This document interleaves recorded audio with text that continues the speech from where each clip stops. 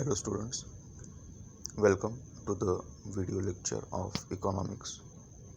In the previous lecture, we have seen the concept of total utility and marginal utility. We have seen the diagram also. In this session, we will see the concept of law of diminishing marginal utility. It is very important exam point of view because a question can be asked on this topic. So diminishing marginal utility या जिसे short में DMU बोला जाता है. Let's see the introduction. The law was first proposed by Professor Gaussen but was discussed in detail by Professor Alfred Marshall in his book Principle of Economics published in 1890. अब इस law को initially जो credit है इस law को बनाने का professor Gaussian को जाता है, but after some necessary changes have been made by the Alfred Marshall, and Alfred Marshall has also mentioned about this law in his book called The Principle of Economics, which was published in the year of 1890. अब Alfred Marshall वही है जो welfare oriented definition जिन्होंने economics की बनाई थी. सो the law of diminishing marginal utility is universal in character. अब ये जो लॉ इन्होंने बनाया है ये यूनिवर्सल इन कैरेक्टर है, मतलब इसकी अप्लीकेबिलिटी हर जगह पे होती है. It is based on the common consumer behaviour.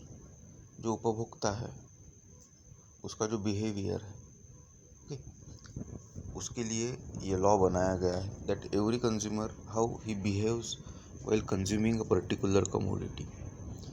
और यूनिवर्सल अप्लीकेबिलिटी होने की वजह से हर जगह पे, मतलब it can be any country weather India, Pakistan, चीन, नेपाल, भूटान, हर जगह पे इसकी अप्लीकेबिलिटी क्या होती है, इक्वल होती है. बट पर्सन टू पर्सन ये क्या होता है, वेरी हो सकता है. सो it is based on the common consumer behaviour that utility derived diminishes with the reduction in the intensity of a want. अब यहाँ पे क्या बोला गया है कि जैसे जैसे कंज्यूमर ओके कमोडिटीज़ को कंज्यूम करेंगे उससे मिलने वाली यूटिलिटी उनकी क्या होती जाती है, कम हो जाती है. और उनकी वांट की इंटेंसिटी मतलब तीव्रता जो है, ज़रूरत, वो भी क्या है, अपने आप कम होती जाती है. सो ये लॉ को पढ़ेंगे तब और क्लियर हो जाएगा. Let's see the statement of the law. Okay, according to professor Alfred Marshall, other things remaining constant, जिसे सिटेरस पेरिबस भी बोला गया है. अब अदर थिंग्स रिमेन कांस्टेंट मतलब there are certain things okay which should not be change. Okay, there should not be variation in certain like the income, okay, population, taste, size, it can be anything. So other things remaining the constant. The additional benefit which a person derives from a given increase in his stock of a thing diminishes with every increase in the stock that he already has. बहुत simple है, बहुत simple sense में कहा गया है. क्या बोला गया है कि अदर थिंग्स रिमेनिंग कांस्टेंट, जब सारी चीज़ें क्या होती है, कांस्टेंट होती है. द एडिशनल बेनिफिट मतलब जो वो पर्सन को मिल रहा है. The additional benefit which a person derives, okay, जो बेनिफिट वो पर्सन कंज्यूम करने वाले पर्सन को मिल रहा है, derives from given increase in his stock of thing. तो उसके पास में जो चीज़ों का स्टॉक है या उसके पास में जो चीज़ों की अवेलेबिलिटी है, diminishes with every increase in the stock that he has already. मतलब एक पर्सन के पास में कोई पर्टिकुलर कमोडिटीज़ का स्टॉक है और वो उसका कंज्यूम कर रहा है. It can be anything, okay. तो जैसे जैसे उसको कंज्यूम करते जाता है उनसे मिलने वाली यूटिलिटी या सेटिस्फैक्शन उसको क्या करती है, ओके, उसके सेटिस्फैक्शन को रिड्यूस करती है. That is what the concept is all about. So in other words, marginal utility that any consumer derives from successive units. Successive मतलब एडिशनल. इन अदर वर्ड्स, और दूसरे शब्दों में अगर देखा जाए तो मार्जिनल यूटिलिटी क्या है, okay, that any consumer derives from successive unit of a particular commodity goes on diminishing as he और her total consumption of the commodity increases. Okay, मतलब जो सक्सेसिव यूनिट्स है, मतलब एडिशनल यूनिट्स को जो consume किया जा रहा है of a particular commodity goes on diminishing as his और her total consumption of the commodity increases. और जैसे जैसे कमोडिटीज़ का कंजम्पशन बढ़ाते जा रहा है वैसे वैसे, और कमोडिटी का कंजम्पशन मतलब successive units. Now there are certain assumptions. Okay, अब अजम्पशंस के पहले एक बार फिर से कंसेप्ट को समझ लेते हैं कि डिमिनिशिंग मार्जिनल यूटिलिटी का क्या कहना है कि जैसे जैसे पर्सन कोई कमोडिटी को कंज्यूम करते जाता है, ओके, तो जो एडिशनल कमोडिटीज़ वो कंज्यूम कर रहा है उससे मिलने वाली जो सेटिस्फैक्शन है वो ऑटोमेटिकली क्या हो जाती है, रिड्यूस होती जाती है। That is what the law of diminishing marginal utility, मतलब यहाँ पे मिलने वाली मार्जिनल यूटिलिटी क्या हो रही है, डिमिनिश हो रही है, कम हो रही है। अब इसके अजम्पशंस देखते हैं। अब अजम्पशंस क्या है, तो अजम्पशंस आर बेसिकली गृहीता, मतलब these are the conditions which are applicable before the law have to come in to the use, मतलब अगर लॉ को अगर हमें यूज़ करना है तो ये कंडीशंस को हमें क्या है, फॉलो करना ज़रूरी है। So let's see, following are the assumptions of the law of diminishing marginal utility. Among that the first one is the rationality. अब रैशनैलिटी क्या है, देखिए रैशनैलिटी मतलब तर्क जिसे हम बोलते हैं। Okay, so rationality is very important. Okay, see consumer is assume to be a rational, मतलब हर कंज्यूमर अपना क्या है, लॉजिक या तर्क यहाँ पे क्या है, यूज़ करेगा। It means that his behaviour is normal and he tries to maximise his satisfaction. Okay, अब कंज्यूमर जो है वो क्या है, यहाँ पे रैशनल है।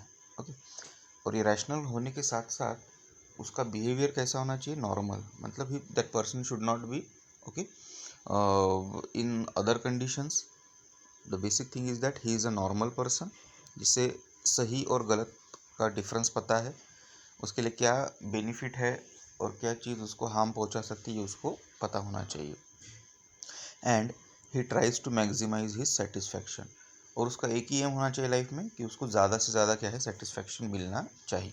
ओके, देन सेकंड है that is cardinal measurement.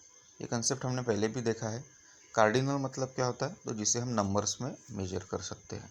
C, the law assumes that utility can be cardinally और न्यूमेरिकली मेजर्ड, मतलब यूटिलिटी को हम क्या है, कार्डिनली या नंबर्स में से 1 2 3 4 5, ओके, नंबर्स में हमें क्या है, मेजर करते आना चाहिए।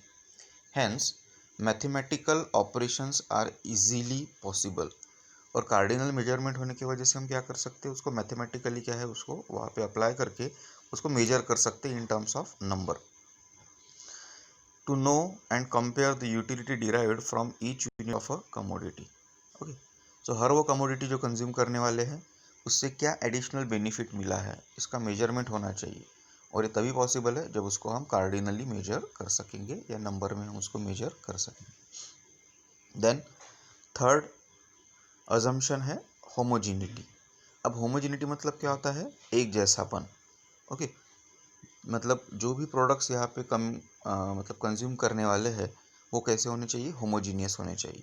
See, all units of commodity consume are exactly homogeneous और identical in size, shape, colour, taste etcetera.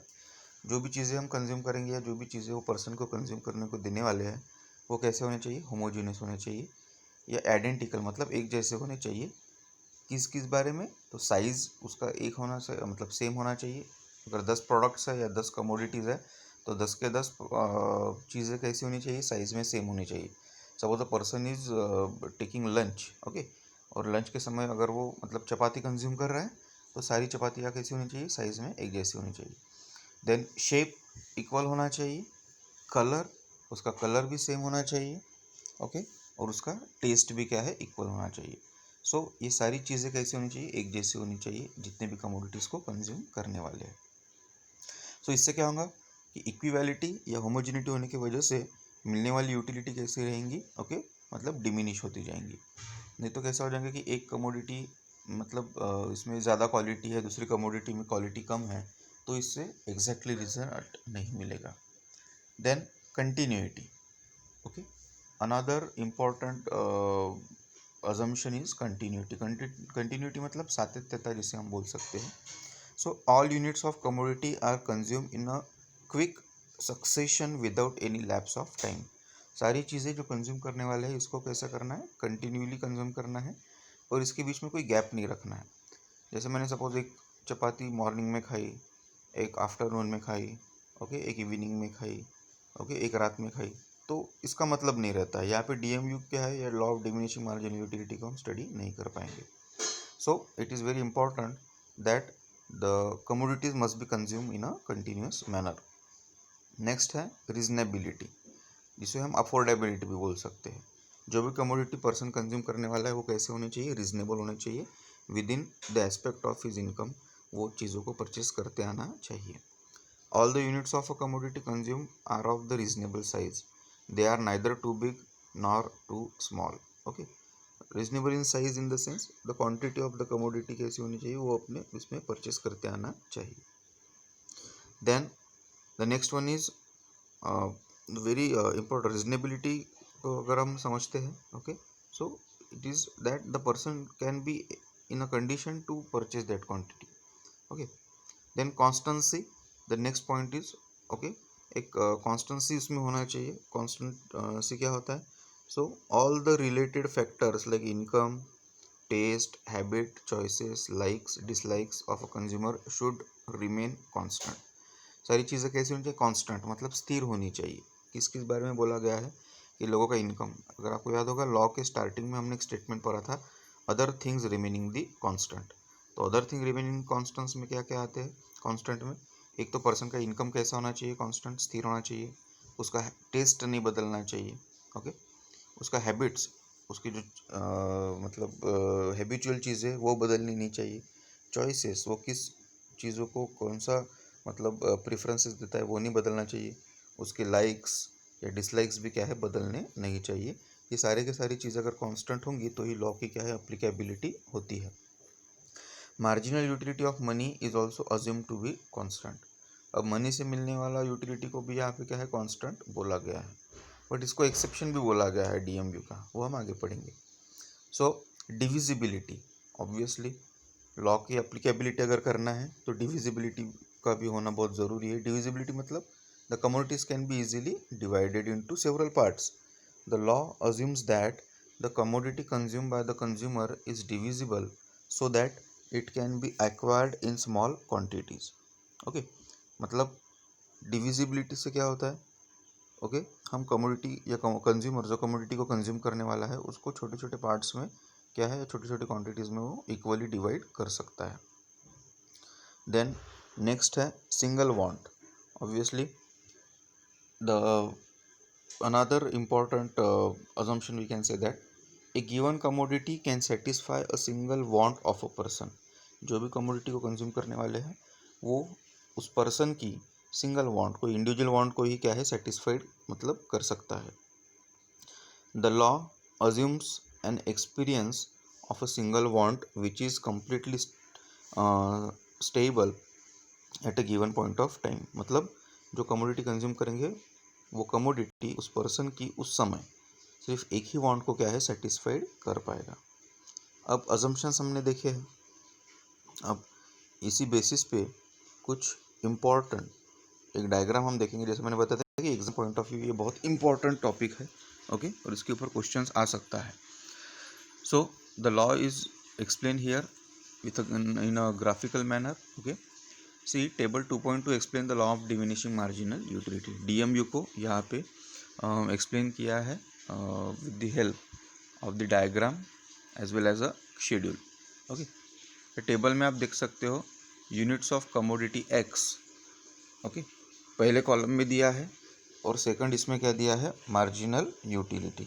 Okay, अब इसमें अगर आप पहला टेबल अगर देखोगे तो उसमें सीरियल नंबर दिए हैं, ठीक है, और सेकंड इसमें क्या दिया है मार्जिनल यूटिलिटी.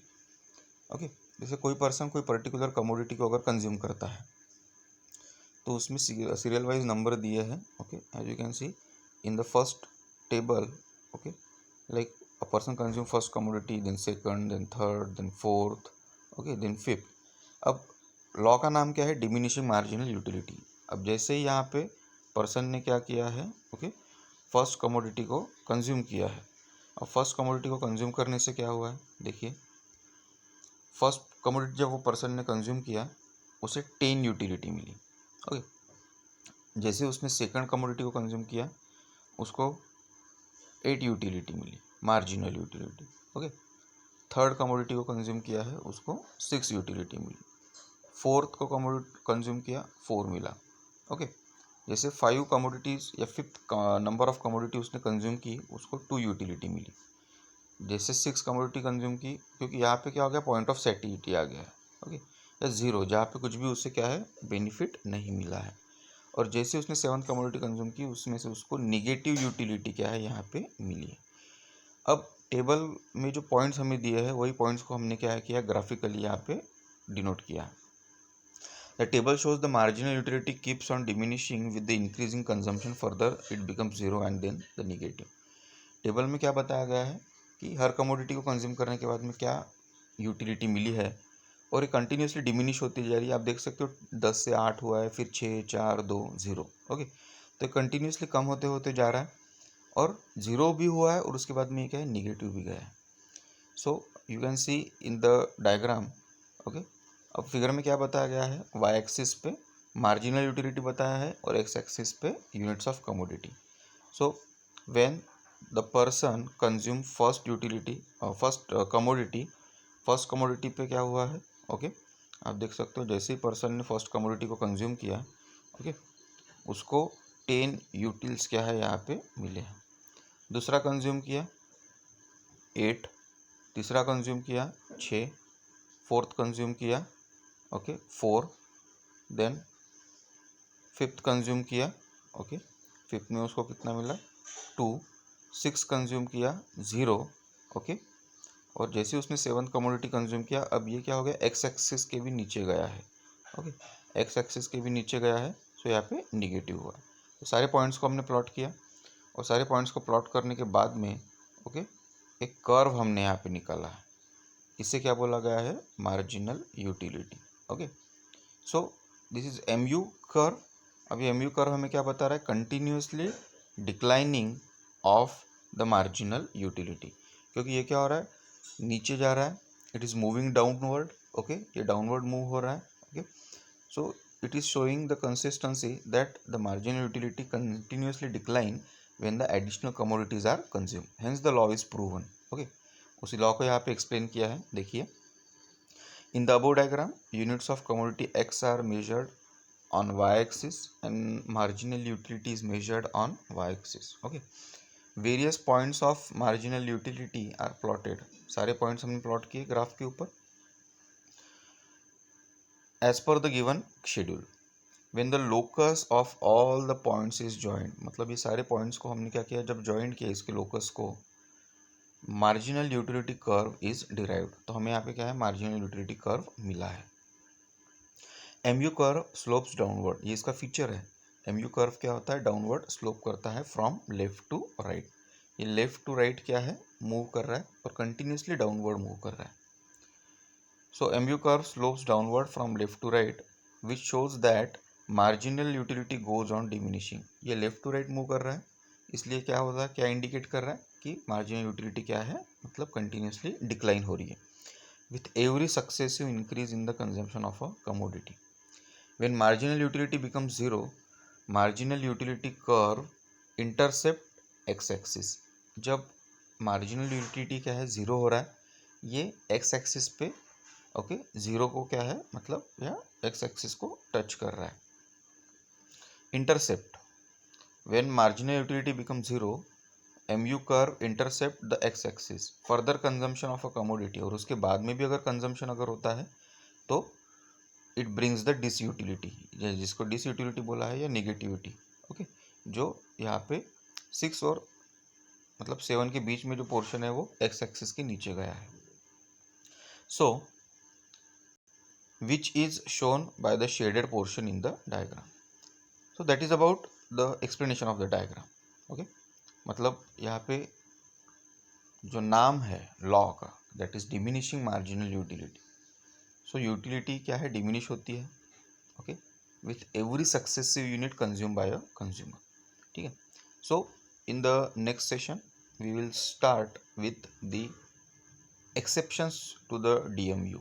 अब यहाँ पे क्या हुआ है कि जैसे जैसे पर्सन कमोडिटी कंज्यूम कर रहा है उसकी यूटिलिटी क्या है, कम कम होती जा रही है. But there are some exceptions. यहाँ पे कुछ अपवाद है जो क्या करेंगे.